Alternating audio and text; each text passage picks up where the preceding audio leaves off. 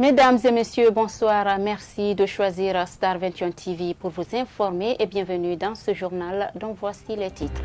Dans un document, des femmes victimes de déguerpissement de Kapororaï, Kipé 2 et Dimes ont exprimé leur cri de cœur à l'encontre de l'ancien régime d'Alpha Condé qu'elles accusent d'avoir vendu leur terrain aux étrangers. Les échos, c'est dans quelques instants. Pour une réconciliation nationale, une délégation du colonel Mamadi Doumbouya s'est rendue à la mosquée turque de Bambeto dans la commune de Ratouma. Vous suivrez en détail les points abordés avec les familles victimes des exactions commises par le régime Condé. Fini les titres, les détails, c'est dans un instant.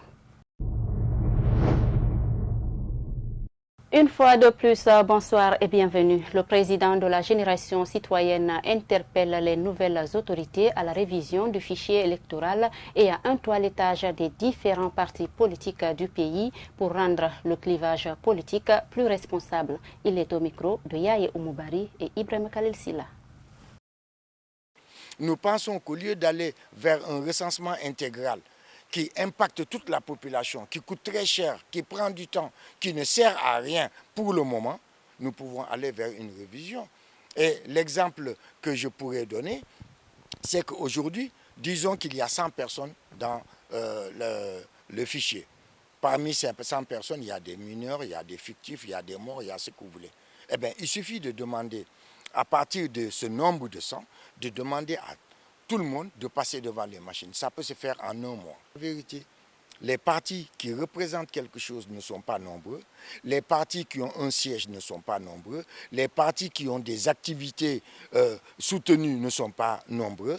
Il faudrait vraiment que le CNRD aille dans ce sens de toilettage. Personne ne parlera de chasse aux sorcières. Personne ne parlera d'injustice ou d'actes antidémocratiques, hein, parce qu'on part sur la base des partis qui existent depuis 10 ans, qui n'ont participé à aucune élection.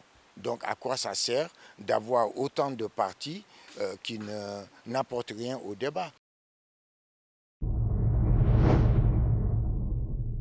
Je vous le disais au sommaire, la délégation du colonel Mamadi Doumbouya s'est rendue à la mosquée turque de Bambeto dans la commune de Ratouma pour une réconciliation nationale. Il a été question de partager avec des familles victimes des exactions commises par le régime Condé. C'est un reportage d'Ali Badarassouma et de Mustapha Diané. C'est bien dans la commune de Ratouma, située en haute banlieue de Conakry, que cette délégation du CNRD, accompagnée des sages de ce axe et certains responsables des différentes coordinations du pays, sont venus s'adresser aux citoyens de Bambeto. Dans l'enceinte de la mosquée turque, des yeux étaient rivés sur l'avenir du pays. Devant ces sages, ce représentant du CNRD est revenu sur leur présence dans cette mosquée. Le Guinée est plus important. Quand on transforme la coordination par le Conseil des sages, qui sera présidé chaque année par un Malinké, par exemple, qui fait 2 ans, un sage Malinké qui fait 2 ans, après son quinquennat il quitte, vient un peu qui va aussi suivre, qui fera 2 ans, et qui quitte un sous-souvient et un forestier aussi la même chose. Ça pourra nous donner la paix dans ce pays. Et l'unité nationale sera plus renforcée. De son côté, le porte-parole de la coordination de la Guinée forestière a rappelé aux représentants du CNRD l'injustice que le peuple de Guinée a subie au temps du régime déchu. Il y a eu assez de victimes en région forestière.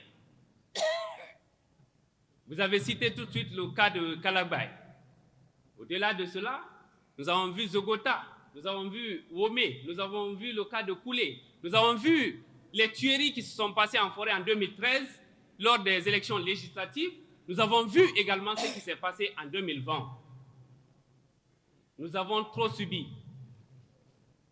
Et c'est toute la Guinée qui a subi. Et cette démarche, c'est de rendre justice à toutes les victimes, que tous ceux qui ont posé des actes négatifs dans la gestion de ce pays répondent devant la justice guinéenne. Très satisfaite de cette rencontre, Madame Fatou Badiar, cette dame qui a été une victime du régime Condé, a exprimé sa satisfaction sur l'arrestation de l'ancien locataire du palais Sékou Touréa. Après le départ de Alpha Condé, je ne pensais pas d'abord que c'était une réalité. C'est le jour que j'ai vu les photos de Mamadi Doumbouya affichées, Alpha Condé assis comme un chiffon, c'est là que j'ai réalisé. Je demande au colonel Doumbouya de nous rendre justice. Nos bourreaux sont devant nous tous les jours, matin et soir. Ils n'ont pas honte de passer avec nos véhicules qu'ils ont pris avec nous. Mon nord, ça y est, avec leurs femmes peut-être. Mais ce sont eux qui ont pris. Qu'ils nous rendent justice. À la mosquée de Bambeto, des discordances entre les jeunes ont interrompu cette cérémonie qui scandait des propos à l'encontre d'un jeune qui s'est affiché comme président des jeunes de l'Axe. Avant qu'on ne quitte les lieux, les sages de l'Axe cherchaient à trouver une solution pour calmer cette colère de ces jeunes qui se réclamaient membres de l'association de jeunes de l'Axe. Certains observateurs qualifient cette initiative des jeunes d'opportunistes. Des acteurs du secteur minier se sont exprimés sur la situation de l'exploitation des mines en Guinée. Au cours d'une rencontre, la défaillance de quelques sociétés minières a été révélée à Conakry et aussi même le contenu du mémo déposé par cette entité reste méconnu par certains acteurs. Alpha Omar Diallo. Le secteur minier est l'un des secteurs qui porte en grande partie l'économie guinéenne. Mais parfois, se procurer des informations, notamment des statistiques avec certaines entreprises, est un casse-tête. Aujourd'hui, s'il s'avère aussi que le mémo sollicité par les nouvelles autorités, qui est d'ailleurs déposé, le contenu reste inconnu par certains acteurs. Personnellement, non. Je sais seulement que j'ai le discours enregistré parce qu'on devait avoir ce discours dans le cadre de la publication des données pour l'engagement des nouvelles autorités et surtout que nous sommes en période de validation actuellement. Depuis le 1er, la Guinée est en période de validation. Donc le discours des nouvelles autorités a démontré que vraiment elles s'engagent à poursuivre la mise en œuvre de l'ITIE, donc à prôner la transparence dans toutes les activités du secteur minier. Mais pour le moment, je n'ai pas à disposition le mémo. Le pays étant dans une transition depuis la chute d'Alpha Condé, le président de l'ONG Action Mine, rencontré, interrogé sur le sujet, garde espoir avec l'engagement des nouvelles autorités vis-à-vis des actions minéralières. Il invite les entreprises d'accepter de publier leurs rapports sur les canaux d'information afin de situer les citoyens. Nous sommes en période de transition, ce n'est pas une période où on peut s'attendre à des réformes beaucoup en profondeur. Je pense que pour le moment, on espère que les réformes engagées jusque-là peuvent continuer et que certaines réformes peuvent être institutionnelles. A priori, les entreprises rendent public à travers le rapport et que nous encourageons d'aller vers une publication systématique telle que nous l'exige l'ITIE. Aujourd'hui, nombreuses sont ces entreprises qui évoluent dans le pays. Mais le constat révèle que le développement local reste encore une question que plusieurs citoyens peinent à comprendre. Une situation que les nouvelles autorités du pays, y compris les ONG évoluant dans ce domaine, doivent prendre à bras le corps afin de remédier à ces problèmes pour le bien de la population. Je vous le disais également, des femmes victimes de déguerpissement de Kaporouraï, Kipé 2 et Dimes se sont fait entendre encore à travers une déclaration. Dans ce document, elles ont exprimé leur cri de cœur à l'encontre de l'ancien régime Condé qu'elles accusent d'avoir vendu leur terrain aux étrangers. Bintou Souma et Ibrahima Khalil Silla pour le reportage. Depuis la casse des maisons et boutiques dans les quartiers Kaporouraï, Kipé 2 et Dimes, c'est une première que les femmes victimes osent le ton.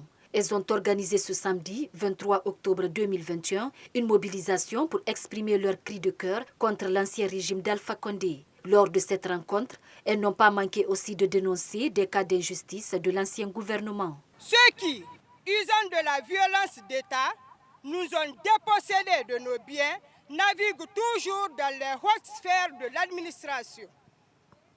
Pire, ils se moquent de l'engagement des autorités décidées à faire la lumière sur la gouvernance passée. Ils sont décidés à vendre nos terres à des étrangers et d'autres Guinéens riches. La société ivoirienne Imalg Holding travaille sur le terrain sans inquiétude. Elle exploite cette cour qui est derrière nous, ainsi qu'une autre centrale à béton. Tous les jours, des camions et machines sont en mouvement. Cela est inacceptable. C'est une moquerie à notre douleur. Makia Touré, porte-parole de ces femmes victimes, par la voix de ses pairs, demande aux nouvelles autorités du pays de remédier aux problèmes créés par Ibrahima Kourouma, ancien ministre de la Ville et de l'Aménagement du Territoire. Nous demandons instamment aux autorités de mettre un terme à ces transactions illégales et immorales. Si nous voulons la reconstruction d'une Guinée viable, la vérité et la justice doivent nous guider. Les autorités militaires ont l'obligation morale et légale de remédier aux problèmes créés par Ibrahima Kourouma sous l'instruction de son maître Alpha Condé. Un mémorandum a été déposé au CNRD par ces victimes qui sollicitent une rencontre avec le président de la transition pour mieux édifier le nouveau gouvernement sur ce dossier de déguerpissement de 2019.